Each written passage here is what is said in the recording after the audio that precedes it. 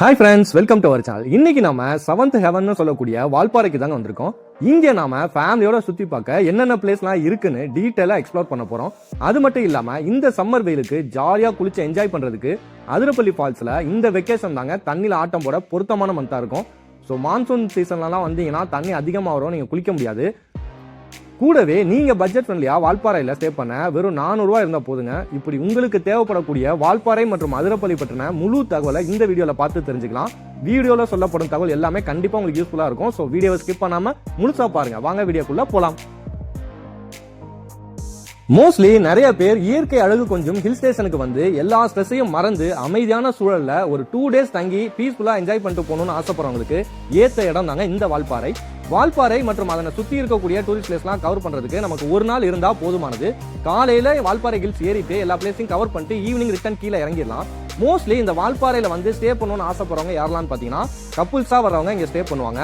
இல்லனா ரொம்ப தூரத்துல இருந்து பஸ்ல டிராவல் பண்ணி வர்றவங்க ஸ்டே பண்ணுவாங்க. முக்கியமா நெக்ஸ்ட் டே வந்து அதிரப்பள்ளி ஃபால்ஸ் போயிட்டு அந்த ஃபால்ஸ்ல ஜாலியா குளிச்சு என்ஜாய் பண்ணணும்னு ஆசைப்படுறவங்க இந்த வால்பாறையில வந்து ஸ்டே பண்ணி அடுத்த நாள் வந்து அதிரப்பள்ளி போவாங்க. ஸோ நீங்க எப்படி வரீங்கன்னு பிளான் பண்ணிக்கங்க. கார்ல பைக்ல வந்தீங்கன்னா பிரச்சனை இல்லை. பஸ்ல வரணும்னு ஆசைப்பட்டீங்கன்னா நீங்க வால்பாறைக்கு பொள்ளாச்சி டு வால்பாறை பஸ் அடிக்கடி இருக்குங்க. ஒரு ஆவரேஜா 70 rupees தான் டிக்கெட் பேர் ஆகும். சரி வாங்க வால்பாறை மற்றும் அதை சுத்தி இருக்கிற பிளேஸ்லாம் என்னென்ன இருக்குன்னு பார்க்கலாம். வால்பாறை ஹில்ஸ் ஏற ஸ்டார்ட் பண்றதுக்கு முன்னாடியே மலையோட அடிவாரத்துல அழகான ஆலியார் டேம் அமைஞ்சிருக்குங்க. இந்த லொகேஷனே சூப்பரா இருக்கும். ஏன்னா டேமுக்கு சுத்தி பாத்தீங்கன்னா மலைகளா தான் இருக்கும். வேற லெவல்ல இருக்கும் அந்த லொகேஷன். போட்டோஸ்லாம் எடுத்துக்கிறதுக்கு இங்க வந்து விஷால் நடிச்ச பூஜை மாதிரியான பல தமிழ் படங்கள் வந்து இங்க ஷூட்டிங் எடுத்திருக்காங்க.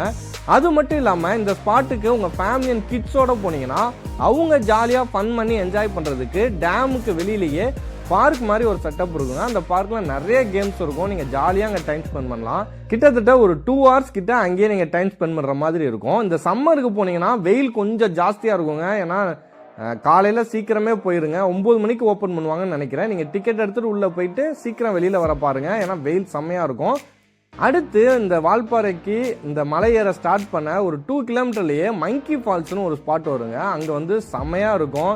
உங்க ஃபேமிலியில் இருக்க ஜென்ஸு, லேடிஸு, கிட்ஸு இப்படி எல்லாருமே குளிக்கலாம். நல்ல சேஃப்டியான ஃபால்ஸ் தான். ஆனால் அந்த சம்மருக்கு ஃபால்ஸில் தண்ணி வருதா இல்லையான்னு மட்டும் செக் பண்ணிக்கோங்க. இங்கே ஒரு நபருக்கு என்ட்ரி டிக்கெட்டாக 50 ரூபா வாங்குறாங்க. அப்படி நீங்கள் போகிற டைமில் இந்த மங்கி ஃபால்ஸில் தண்ணி வரலன்னா நீங்கள் கவலையப்படாதீங்க. இந்தியாவிலேயே டாப் 3rd பொசிஷனில் இருக்கக்கூடிய அதிரப்பள்ளி வாட்டர் ஃபால்ஸ் போயிட்டு ஜாலியாக குளிச்சு என்ஜாய் பண்ணலாம். அங்கே கண்டிப்பாக தண்ணி வரும். அடுத்து நீங்க ஹில்ஸ் ஏற மொத்தம் 40 ஹேர்பின் பெண்டை வந்து நீங்க கிராஸ் பண்ணி தான் போற மாதிரி இருக்கும். ஸோ சேஃப்டியா டிரைவ் பண்ணிட்டு போங்க. அதுலயும் அந்த 6வது ஹேர்பின் பெண்ட் இருக்கு பாருங்க. அந்த இடத்துல வந்து பார்க்கிங் மாதிரி கொஞ்சம் ஸ்பேஸ் இருக்குங்க. அங்க பைக்கோ காரோ ஓரமா பார்க் பண்ணிட்டு அங்கேருந்து பாக்குறப்ப ஆலியார் டேமோட ஃபுல் வியூவும் தெரியும். பார்க்கவே செம்மையா இருக்கும்.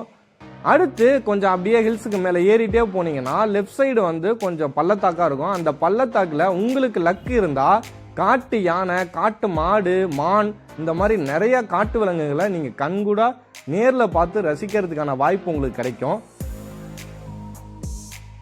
இந்த ஹில்ஸ்ல 40 ஹேர்பின் பெண்டையும் தாண்டினதுக்கு அப்புறம் ரோடோட 2 சைடுமே டீ எஸ்டேட்டா இருக்குங்க. செம்மையா இருக்கும் அந்த லொகேஷன். போட்டோஸ் எடுக்கிறதுக்கு வேற லெவல் லொகேஷன் அது.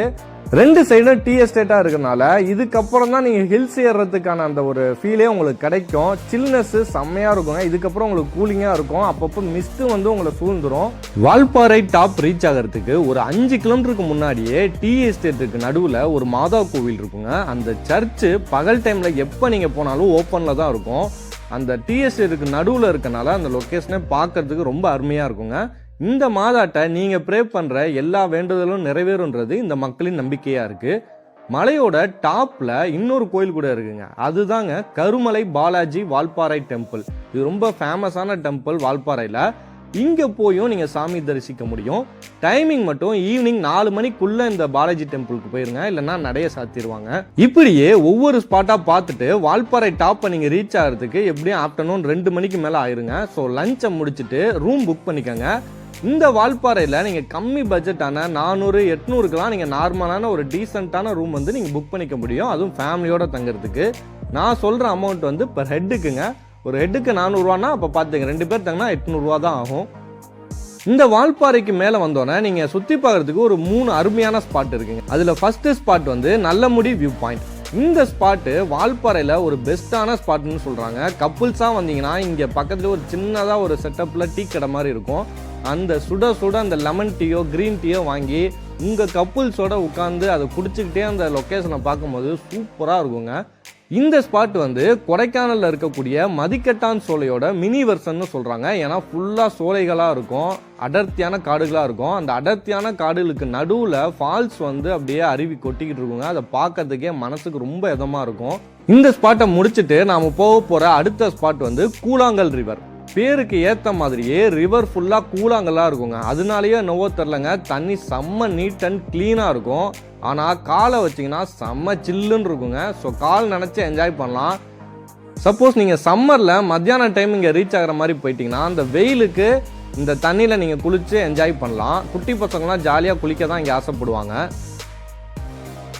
இந்த ரிவருக்கு பக்கத்துலேயே அந்த ரோட் சைடு வந்து நிறைய குட்டி குட்டி ஷாப்ஸ் இருக்குங்க. அங்கெல்லாம் சுட சுட மேகி, கார்ன் இதெல்லாம் விற்பாங்க. அதெல்லாம் வாங்கி சாப்பிடுங்க, செம்மையாக இருக்கும். அடுத்து நாம் போக போகிற ஸ்பாட் வந்து வெள்ளமலை டனல்.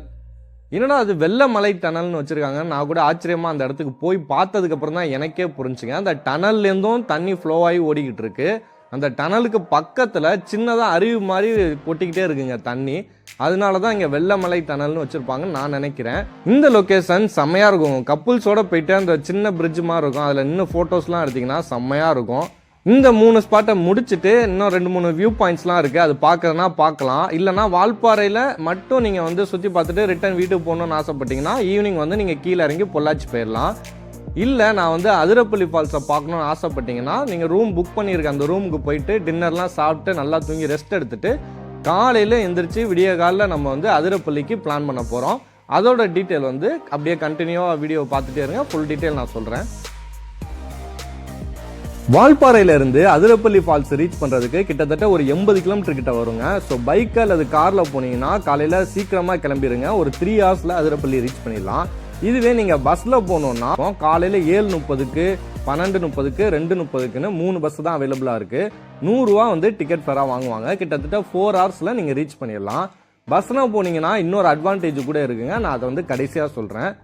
என்னை பொறுத்த வரைக்கும் பஸ் அல்லது காரில் போகிறது தாங்க சேஃபு. ஏன்னா பிகாஸ் இங்கே வந்து யானை நடமாட்டம் நிறையா இருக்குது. திடீர்னு யானை வந்து ரோடை கிராஸ் பண்ணுற மாதிரியான சுச்சுவேஷனை நீங்கள் ஹேண்டில் பண்ணுற மாதிரி வரும். ஸோ பைக்கில் போனீங்கன்னா அவ்வளோக்கா சேஃப் இல்லை. பட் அதையும் மீறி பைக்கில் போகணுன்னு ஆசைப்பட்டீங்கன்னா அது உங்கள் ரிஸ்க் தான், பார்த்துக்குங்க. நைட் டைமில் இந்த காட்டுக்குள்ளே என்ட்ரி பண்ணுறதுக்கு அலோவ் பண்ண மாட்டாங்க. ஸோ விடிய காலில் தான் நீங்கள் எதாக இருந்தாலும் போகிற மாதிரி இருக்கும். ஒன்ஸ் அதிரப்பள்ளி ரீச் ஆனோன்னா காரை நீங்கள் பார்க் பண்ணிவிட்டு என்ட்ரன்ஸில் டிக்கெட்டாக 50 ரூபா வாங்குறாங்க. நீங்கள் டிக்கெட் வாங்கிட்டு உள்ளே போயிடலாம். ஒரு 400 மீட்டர்ஸ் நடந்து தான் அந்த ஃபால்ஸை ரீச் பண்ணுற மாதிரி இருக்கும். ஒன்ஸ் நீங்கள் ஃபால்ஸை ரீச் பண்ணிட்டீங்கன்னா கண்குள்ளா காட்சியாக இருக்குங்க. செம்மையாக இருக்கும் இந்த லொக்கேஷனு. மெய் மருந்து நீங்கள் பார்த்து ரசிச்சுட்டே இருக்கலாம். இந்த பிரம்மாண்டமான ஃபால்ஸில் தான் பாகுபலி ஷூட்டிங்லாம் எடுத்திருக்காங்க. நிறைய பேத்துக்கு தெரிஞ்சிருக்கும்.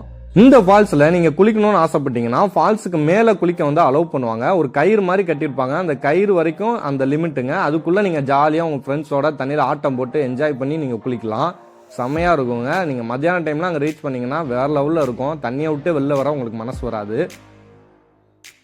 நீங்கள் தண்ணியிலலாம் குளிக்க வேணாம், நான் வந்து பேக் சைடு ரிவர் கொட்டுற மாதிரி வந்து லொக்கேஷனை நான் ஃபோட்டோஸ் எடுக்கணும்னு ஆசைப்பட்டீங்கன்னா இந்த ஃபால்ஸுக்கு கீழே இறங்குற போகிற மாதிரி ஒரு வழி இருக்குங்க. அது வழியாக நீங்கள் வந்து கீழே இறங்கி போகலாம்.